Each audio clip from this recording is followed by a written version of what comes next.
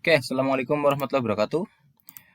Hari ini saya Yudhis Fauzan akan menjelaskan tentang case-based reasoning. Case-based reasoning sendiri ditemukan oleh Bapak ini, Roger Carl Schack.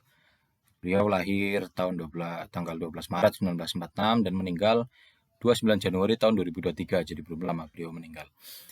Beliau adalah dosen di Yale University dan Stanford University. Jadi case-based reasoning sendiri atau CBR itu beliau temukan atau beliau rancang di sekitaran tahun 1980-an bersama dengan mahasiswa-mahasiswa beliau.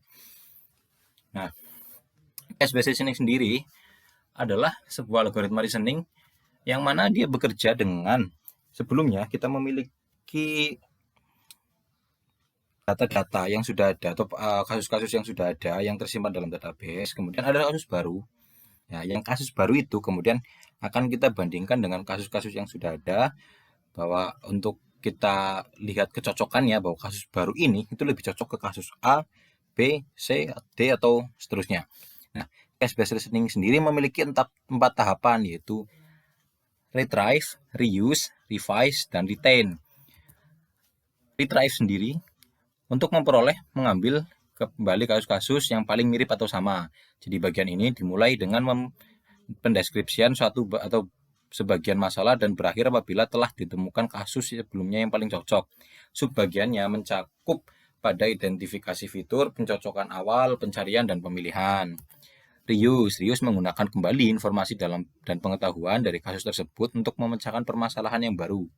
Proses reuse dari solusi kasus yang telah diperoleh dalam konteks kasus baru difokuskan pada dua aspek, yaitu perbedaan antara kasus yang sebelumnya dan yang sekarang, dan bagian apa dari kasus yang telah diperoleh yang dapat ditransfer menjadi kasus baru.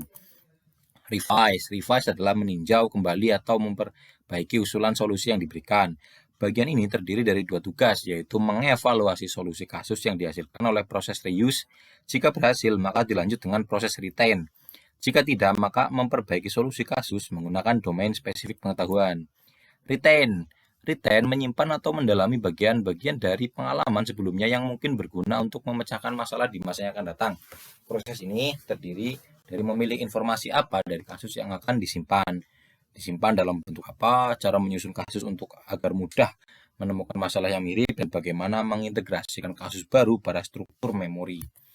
Nah, sekarang kita masuk ke contoh. Contoh kita di sini memiliki kasus lama, yaitu sebuah kasus penganiayaan, yang mana kasus pertama itu adalah kasus pemukulan, kasus lama yang kedua adalah penganiayaan, dan kasus yang ketiga adalah disimpulkan sebagai kasus penganiayaan berat.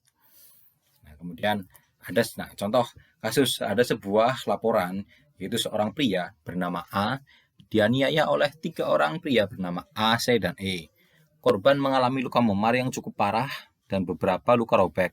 Korban sempat dirawat di rumah sakit selama 1 hari, lalu pulang ke rumahnya untuk menjalani rawat jalan.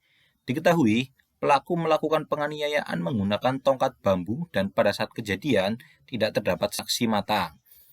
Nah, dari laporan tersebut kita buat pemodelannya, kasus baru atau kasus X, bahwa dia memiliki luka memar, ya, korban memiliki luka memar, luka robek, korban dirawat di rumah sakit ya selama 1 hari, pelakunya banyak karena lebih dari satu, ada A, C, dan E. Terdapat alat penganiayaan ya karena menggunakan tongkat bambu bukan dengan tangan kosong, dan memiliki hasil visum karena untuk laporan pasti ada hasil visumnya. Nah, penyelesaiannya, jadi pertama kita lihat dulu kasus satu. Maaf. Untuk penyelesaiannya, jadi kita akan mengklasifikasikan parameter-parameter tadi ke dalam bobot-bobot parameter, yaitu kondisi tinggi bernilai 5, kondisi sedang bernilai 3, kondisi rendah bernilai 1. Nah, kemudian kita hitung ke dalam rumus kemiripan. Nah, yang mana rumus kemiripan ini adalah rumus rata-rata berbobot. Jadi kalau kita ingat materi fuzzy kemarin, ini sama sebenarnya, menggunakan rata-rata berbobot, di mana S adalah similarity atau nilai kemiripan yang nanti dikasih nilai 1 atau 0. Jadi kalau sama itu dikasih nilai 1, atau kalau beda berarti 0. Kemudian weight, bobot yang diberikan, yaitu ini. Nah, kita lanjut. Sekarang kita cocokkan kasus X dengan kasus lama 1. Jadi kasus lama 1 memiliki luka memar dengan bobot 3, pelaku sendirian berbobot 5, terdapat saksi mata berbobot 1, memiliki hasil visum berbobot 1. Kita bandingkan dengan kasus baru X. Nah, kasus baru X memiliki parameter sebagai berikut. Nah, setelah itu kita hitung. Jadi pertama luka memar terdapat ada nggak? Oh ada. Berarti kita beri nilai 1 dikalikan dengan bobot kasus lama itu 3. Kemudian pelaku sendiri, apakah sendirian? Oh ternyata pelaku banyak, berarti tidak terpenuhi, maka dia diberi nilai 0 dikalikan dengan bobotnya 5. Kemudian saksi mata, terdapat saksi mata atau tidak? Oh ternyata tidak ada, berarti diberi nilai 0 dikalikan dengan 1. Kemudian hasil visum ada, hasil visum berarti 1 dikalikan 1 dibagi dengan bobot-bobotnya 3511. Hasilnya adalah 0,4. Jadi kasus 1 atau kasus lama 1 dengan kasus X itu memiliki kemiripan 0,4. Selanjutnya kita hitung kasus lama kedua dengan luka memar 5, luka robek 1, korban dirawat RS 1, pelaku banyak 3, saksi mata 1, hasil visum 3. Kita bandingkan dengan kasus baru, maka ditemukanlah hasil sebagai berikut. Jadi 1 kali 5 karena ada 1 kali 1, 1 kali 1 kali 1, lah 0 ini yang tidak ada adalah ini saksi mata, karena di kasus baru tidak saksi mata, jadi 0 dikalikan bobotnya itu 1 dibagi dengan bobot, dan ditemukanlah bahwa ternyata kasus lama kedua itu memiliki kemiripan 0,786 dengan kasus baru X. Kemudian kita hitung lagi dengan kasus lama ketiga, yang mana kasus lama ketiga memiliki luka memar 5, robek 5, korban koma, dan seterusnya. Dan setelah kita masukkan ke dalam persamaan rata-rata berbobot tadi, didapatlah persamaan sebagai berikut, dan hasilnya adalah 0,75. Silahkan dipause untuk melihat rumus-rumus yang digunakan, kesamaannya dengan parameter-parameter di atas.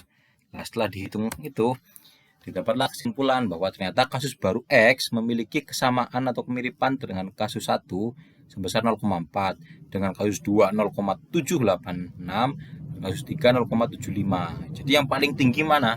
Tentu saja kasus 2, yang mana kasus 2 adalah kasus penganiayaan. Jadi kasus X adalah kasus penganiayaan yang mungkin nanti setelah itu bisa digunakan untuk menentukan jumlah hukuman yang akan diterima oleh pelaku.